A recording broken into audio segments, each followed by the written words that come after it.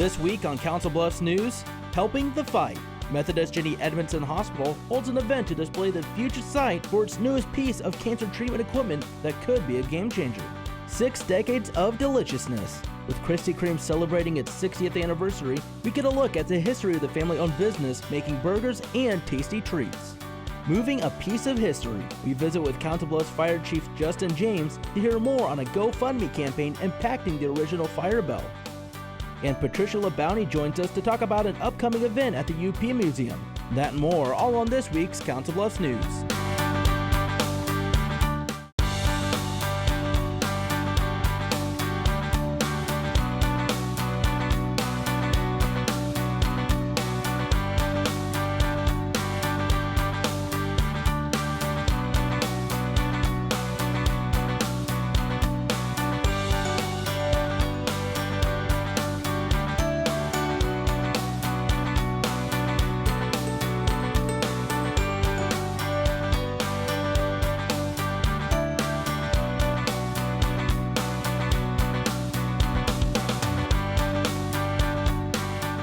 Hello and welcome to this week's Council Bluffs News. I'm Zach Harper-Blunt.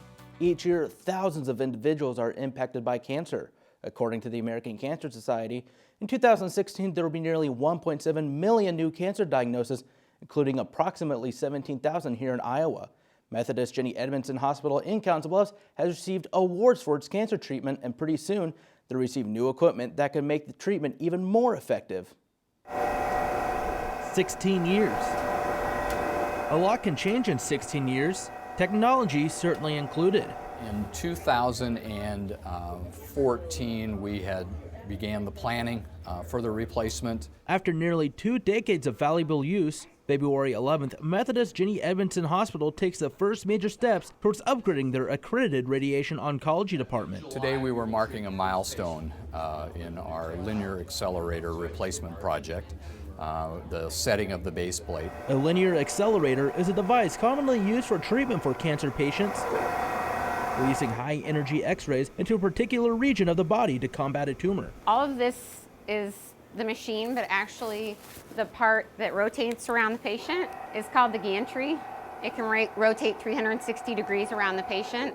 And then we have our imager down below where we actually take our X-rays. While this machine is still state-of-the-art, Methodist Jenny Edmondson is investing in new technology that will allow oncologists a more precise treatment. With the new X-ray tube and imager, it'll rotate all the way around the patient, and then it'll actually give us a picture of all the soft tissue. So we'll see the prostate, we'll see the lung tumor, we'll see it moving. We can really target that and then spare the other tissues because we won't have to treat everything else. We'll know exactly where we're at. The preciseness of this equipment, though, is not cheap. To date, we've been able to raise $4,367,000 towards a $5 million capital campaign. To help commemorate the latest achievement by the hospital, donors that help fund the project are able to sign and put their fingerprint on the cover for the base plate of the accelerator. The community has been so generous to us, and we're very, very excited that they have enough faith and confidence in Methodist Jenny Edmondson to bring this advanced technology to our community. Methodist Jenny Edmondson is currently the only accredited cancer center in Southwest Iowa. The goal is to begin installing the new linear accelerator by early April and begin treatment by July. I think it'll be the best radiation oncology unit in Southwest Iowa. Once the equipment is installed and operational, the current linear accelerator in use will be removed. If you'd like to learn more about Methodist Jenny Ed's cancer program, the website is bestcare.org. To learn more about the American Cancer Society and facts about the disease, their website is cancer.org. Bluffs Artists holds their monthly exhibit display on Friday, February 12th. The event takes over all 5 floors of the Parks building in downtown Council Bluffs. And during the course of 3 hours, local artists show off a range of creations from paintings to quilts and jewelry. To live it. I mean, I've never had a bad comment. In fact, I've been told I'm the best kept secret in Council Bluffs. The featured artist work for the month of February is Sterling by Petra and Brannigan. Bluffs artists host display like this one on the second Friday of every month. It's been a long winter, but the citizens of Council Bluffs finally have something to look forward to. Family-run restaurant Krispy Kreme is finally open for this season, February 12th. The parlor is best known for its quality ice cream, burgers, and fries. IWTV student Danielle Rambo has more with the story. It started as a quiet morning, but was quickly filled with eager customers. Well, of course, it's a grand opening. This is Krispy Kreme, a community icon for more than 60 years. I always come here every week. It's a ritual. It's a place where all age groups come to have a good time. It's been 3 years now. Oh my. Probably 55 years. The seasonal shop prevails through spring, summer, and fall, but packs up for the winter. If you haven't been, it's definitely a place to come and visit. Business slides in the winter, but it's a refresher for all when it reopens in the spring. And with burgers and shakes like these, customers can't stay away. Definitely the shakes and fries. Strawberry malts and french fries. In an email from Matthew Preston, he says, "My highest priority is to continue to provide quality products to our very loyal customer base." For your Council Bluffs News, I'm Danielle Rambo.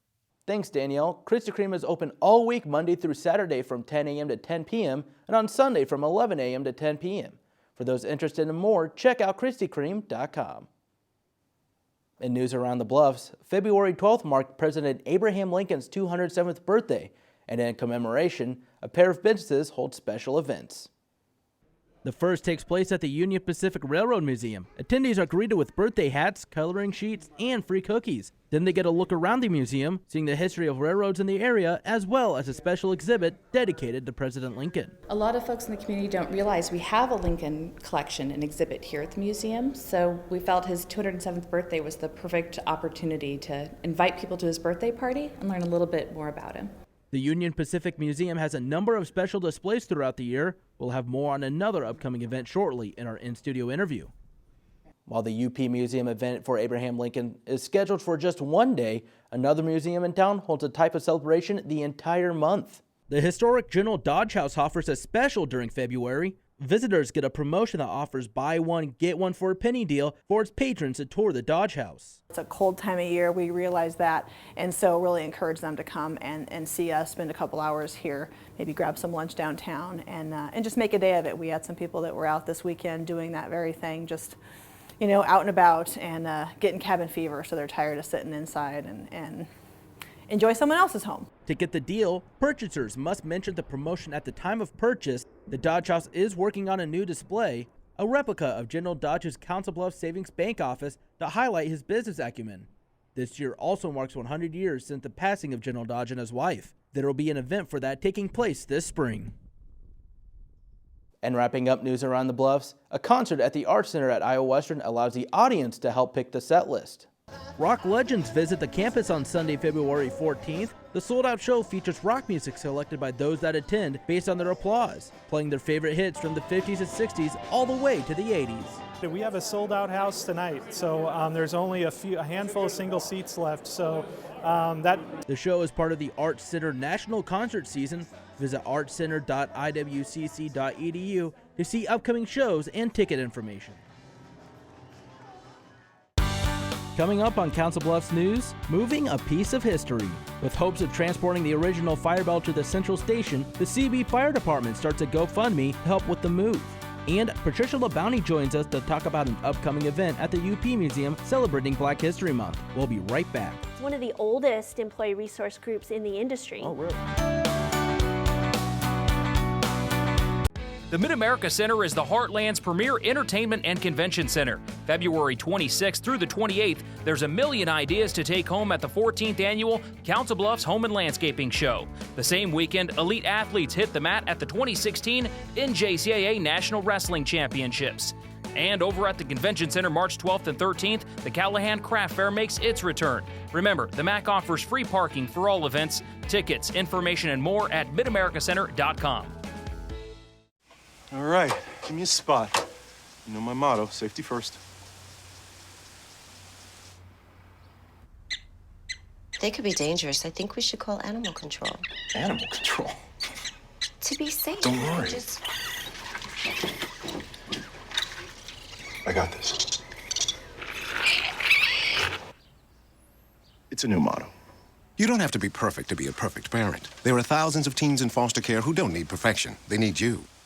At the Council Bluffs Recycling Center, we're proud of the effort our community makes to help keep Council Bluffs beautiful by participating in our curbside recycling program. Here are some tips to make sure your recyclables are accepted. If you're confused about plastics, we can help. Numbers 1 through 5 plastic food and beverage containers are acceptable. Usually the recycling triangle and the number inside are located on the bottom of containers. Items we don't take include numbers 6 and 7 plastics, styrofoam, or bags of any sort, although we encourage recycling plastic bags inside local grocery stores. Please be sure to check the calendar in our annual mailer or on our website to find out what items will be picked up each week. Blue Week items for your curbside bin include paper, cardboard, and glass containers. Green Week items for your curbside bin include plastic food and beverage containers, tin and aluminum containers, and tin foil. Thank you for helping us keep Council Bluffs beautiful. Hello and welcome back to Council Bluffs News. I'm Zach Harper-Blunt, joined in studio by Patricia LaBounty, the museum and collections manager at the Union Pacific Railroad Museum. Patricia, thank you for joining us here today. Not a problem. Delighted to be here. February is Black History Month, and the UP Museum is putting on a special event coming up here on the 20th. Can you talk about what that is? Yeah, absolutely. So this is our 4th year that we've partnered with Union Pacific's Black Employee Network. This is a special employee resource group that was founded by 5 special Union Pacific employees in 1979. It's one of the oldest employee resource groups in the industry. Oh, really? Yeah, so that's kind of exciting. So every year we partner with them. We actually do a menu of activities together. So before the 20th, we're actually going into classrooms in the area and presenting to 8th graders on African American history of the railroad. And kind of trying to draw interest to come see everything that'll be on display? Yes and no. So basically the in-classroom presentation is truly just outreach. So we're just providing a service to students who might not otherwise be able to come out to the museum. And all of those presentations are given by Union Pacific employees. Then on the 20th at the museum, that's kind of the open to the community, come find out what's cool this year, and the theme changes for that every year. And what are some of the different things that'll be on display for this event? So this year it's really exciting. And I don't know how many people will realize, but 1916 was the foundation of the National Park Service. Oh, really? So this year marks 100 years of the National Park Service. And they're, of course, celebrating their centennial in high style. You may have noticed some of their promotions on Facebook or other media about the 100th anniversary of the Park Service. Well, what is lesser known is that the Union Pacific and many of the Western railroads had relationships with the National Park Service from the beginning. Oh, really? Yeah. And so at the museum, we're going to be celebrating that intersection between railroad, park service, and African American history in our country. And then when this was originally started about 4 years ago, when the network reached out to you, was it actually them reaching out to you, or was it kind of a collaboration to go, hey, we should put on this event? You know, it really was a collaboration. At the museum, we believe that we need to reflect the diversity that's in our community and in our communities as a whole for Union Pacific. So if you think of Union Pacific being in 23 states, that's a big area. And so, we want to make sure that we reflect all the diversity that is present within the company and then also within the communities. And reaching out to these employee resource groups was a great way to involve Union Pacific employees in their museum and then involve the museum back into the community. And then real quick before we go, where's some place someone can get more details about the event that's going on, and also about the centennial events for this month? Well, so basically, if you want to visit the Union Pacific Railroad Museum's website, it's uprrmuseum.org. We do have an events page and information there. Or like us on Facebook, UPRR Museum. We also have an event listed there that you can find more information. Patricia, thank you for joining us here in studio today. Not a problem. Stay tuned, more Council Bluffs news coming up right after the break.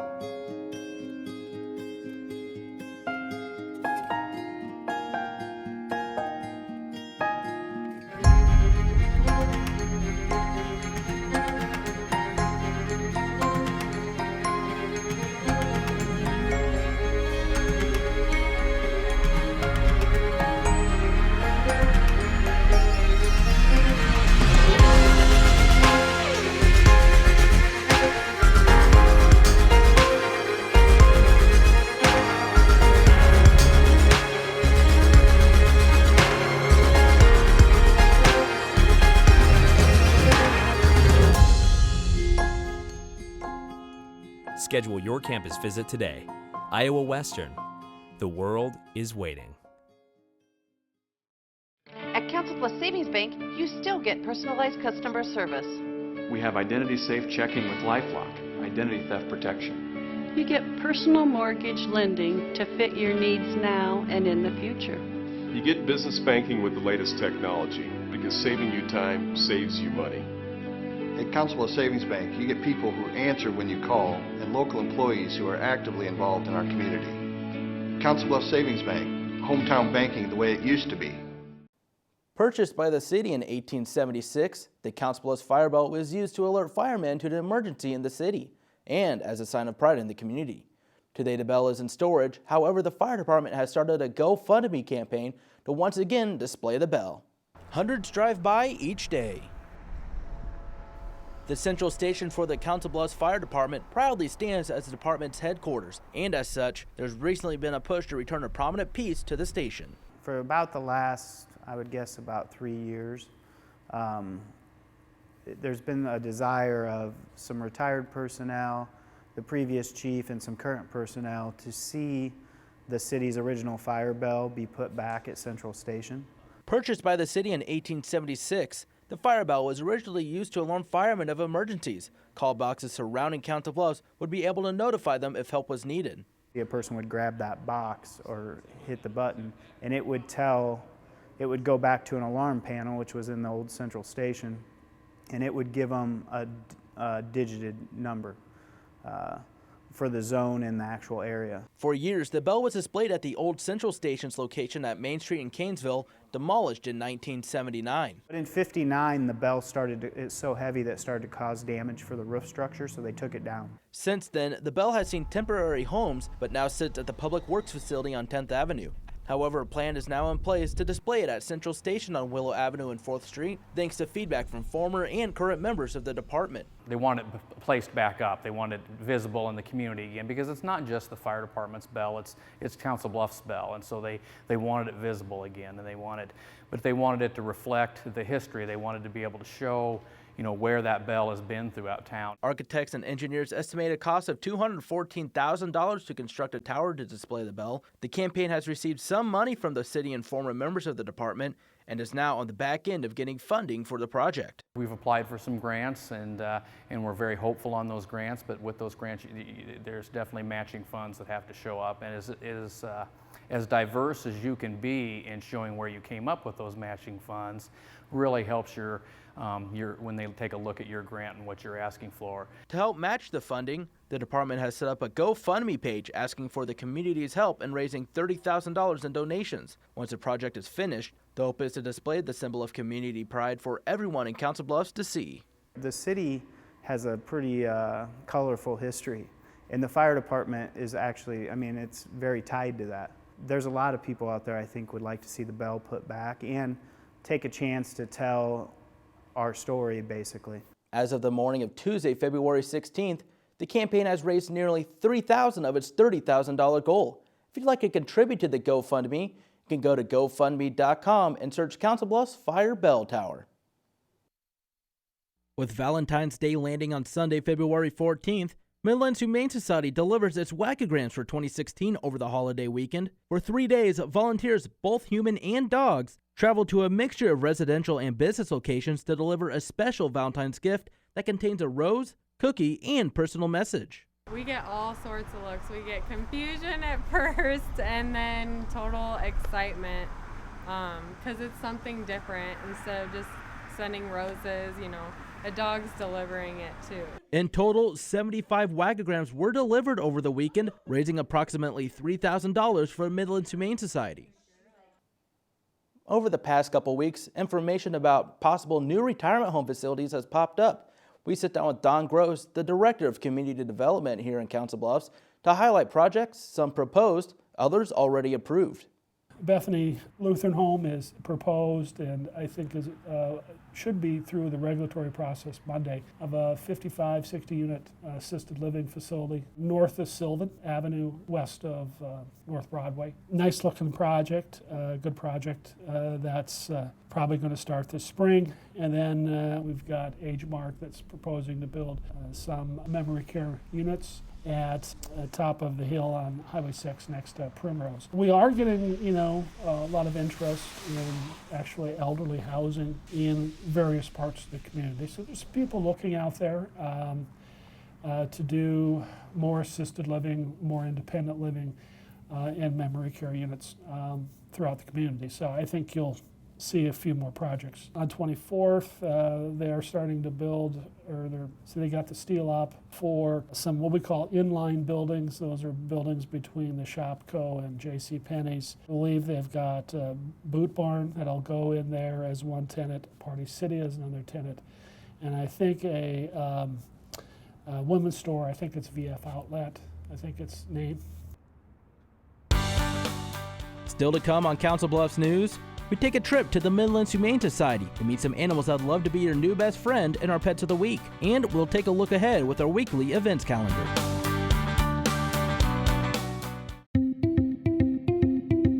Create new opportunities and expand your knowledge with Iowa Western's continuing and career education.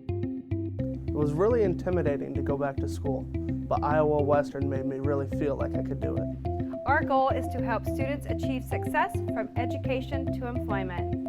Learn more, including information on extra benefits for Iowa residents at iwcc.edu/continuing_education. The next 30 seconds can save you a lot of money. Just do your laundry in cold and stick to full loads. Auto sleep your computers. Plug your gadgets in a power strip and switch it off when you're done. Headed out? Turn back your thermostat by 10 degrees. And drive sensibly. The more energy you save, the more money you save. Find other great tips at energysaver.gov. NFC, AFC, offensive linemen, defensive tackles, quarterbacks, and cornerbacks are all living united to ensure the academic success of millions of kids in our communities all the way to graduation day. But that won't happen without you. So take the pledge at unitedway.org. Make a difference in the life of a child. Suit up like your favorite NFL players and become a volunteer reader, tutor, or mentor with United Way.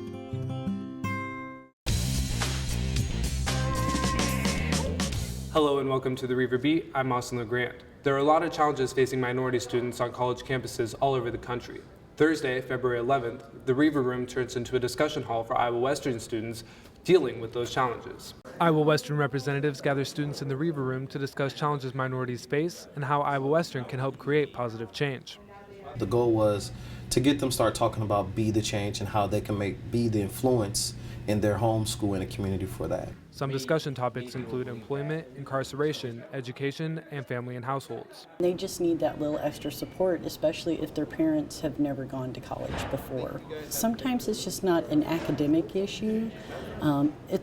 It's what happens outside of the classroom that can be difficult and be barriers in a student's success here at the college. Student government sponsors the event in hopes that it will persuade students to be the change they want to see not only at Iowa Western, but in communities around the country. Being the change is being that light, being different, not being a status quo, not being the statistic, but really being the beacon, being the light, being the voice. It's an action word, be the change. So you have to become this thing that you would like to see happen and not be, what you see everybody else doing. Iowa Western offers programs such as Be First and Trio to help acclimate first-generation students to the challenges of college life and the diversity of our campus. We went and experienced the Day of the Dead in the Latino community. And we went to the Latino Museum in Omaha and looked at their exhibits, and the museum did an incredible job of explaining what the culture was around it. Iowa Western plans on hosting more events like the roundtable discussion. Keep an eye out on Rock and Iowa Western social media pages for those dates. Just a reminder, the last day to apply for spring graduation is Monday, February 22nd. Applications are available on Rock under the Academic Planning tab in the Student Self-Services menu. More events on campus. Celebrate the history of African American music with a rap battle on Thursday, February 25th in Suites 2 at 8 p.m. A sign-up sheet is available at each housing front desk and must be submitted by the 24th in order to compete.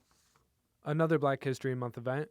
Residence Life hosts a trip to the Omaha Jazz and Arts Museum Friday, February 26. A sign-up sheet, along with more details, is also available at each housing front desk.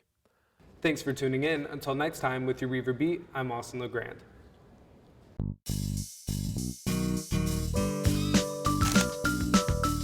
Hello, I'm Terry Gatch-Mills, and welcome into Pets of the Week. I'd like to introduce you to our first girl here, whose name is Snickers. She's an Australian cattle dog mix. She's around 2 years old, and her file number is 18936. Next, I'd like to introduce you to this cute little guy. His name is Gavin. His file number is 18611, and he's part Rottweiler, and he's about 3 years old. This is about as big as he's gonna get, so he'd be wonderful if you love small to medium-sized dogs. Again, Gavin's file number is 18611. Next, I'd like to introduce you to Barry Allen. His file number is 18426. He is a very sweet cat. He's currently in a cat colony with 7 other cats, so he loves cats. He loves the company of other cats. Again, his file number is 18426. He's right at a year old. If you could see his cute little face, he's just adorable. And he's very talkative. He's kind of being shy right now, but he has been here since December, so we'd love to find a loving home for him. Again, Barry's file number is 18426. Our next little girl we'd like to feature is named Lily, and her file number is 18319. Lily has been at our facility since November. She's a great cat with a long, soft coat. She is front declawed. If you're interested in any of the animals that you've seen today, please come down to Midlands Humane Society at 1020 Railroad Avenue in Council Bluffs. Now time for our weekly events calendar. The 87th Annual Tangier Shrine Circus comes to the Mid-America Center Thursday, February 18th through the 21st. Attendees will be able to see exotic animals, mesmerizing acts, and comedic clown routines. There will be 7 performances, and tickets and details are available at omahashrinecircus.com. The NJCAA Wrestling National Championships come to the MAC on February 26th and 27th. It'll feature the top JUCO wrestlers in the nation. Sessions start at 8 a.m. on the 26th and 9 a.m. on the 27th. Tickets and more information is available at njcawrestlingcb.com. And Maple Tree Tapping takes place at Botna Bend Park in Hancock, Iowa on Saturday, March 5th. From 1 to 10, those who attend will get hands-on demonstrations and learn how to make maple syrup firsthand. Pre-registration is required by March 2nd and costs $5. More information is available at potcoconservation.com. Thanks for watching this week's Council Bluffs News. CBTV is always looking for your feedback. You can send questions or comments to cbtv@iwcc.edu. Call 712-325-3312. Or you can find us on social media. We're on Facebook and Twitter. Just search CBTV17. Remember to keep it here for the latest scores and updates for local sports in your community by tuning in to the Bluffs Sports Zone with JJ Davis. For your Council Bluffs News, I'm Zach Harper-Blunt.